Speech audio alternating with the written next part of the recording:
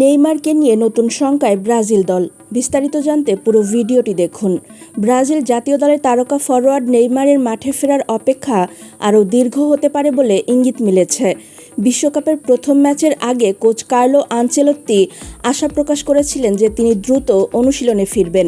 তবে মরক্কোর বিপক্ষে 1-1 গোলের ড্রয়ের পর তার অনুপস্থিতি আরও বেশি অনুভূত হয়েছে সমর্থক ও বিশ্লেষকদের কাছে। এদিকে ব্যক্তিগত জীবনে সুখবর দিয়েছেন নেইমার ও তার সঙ্গী ব্রুনা বিয়ানকার্দি। সোমবার সামাজিক যোগাযোগ মাধ্যমে তারা জানান বিয়ানকার্দি অন্তঃসত্ত্বা এবং তারা তাদের তৃতীয় কন্যা সন্তানের জন্য অপেক্ষায় রয়েছেন। অন্যদিকে ইএসপিএনের এক প্রতিবেদনে বলা হয়েছে নেইমারের অনুশীলনে ফেরার সম্ভাবনা থাকলেও ডান পায়ের মাংসপেশির চোটের কারণে তিনি এখনও মাঠে নামতে পারেননি।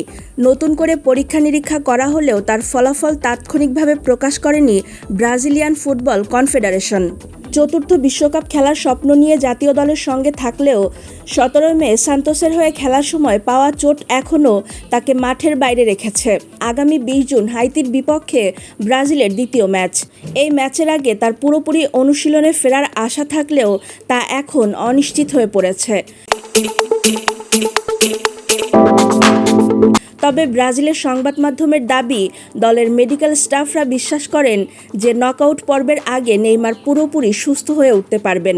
মরক্কোর বিপক্ষে ম্যাচে তিনি খেলতে না পারলেও ডাগআউটে উপস্থিত ছিলেন। যুক্তরাষ্ট্রের মেডলাইফ স্টেডিয়ামে তাকে দেখতে যান মার্কিন র্যাপার ট্রাভিস স্কট এবং কিংবদন্তি এনএফএল তারকা টম ব্রাডি। ম্যাচ চলাকালে হাইড্রেশন বিরতির সময় সতীর্থদের সঙ্গে কৌশল নিয়ে আলোচনা করতে দেখা যায় তাকে। পরে ব্রুনো গিমারেসের পাস থেকে গোল করে ব্রাজিলকে সমতায় ফেরান ভিনিসিয়াস জুনিয়র। তাই তো এদিকে ভক্তরা কিছুটা শঙ্কায় পড়ে গেল।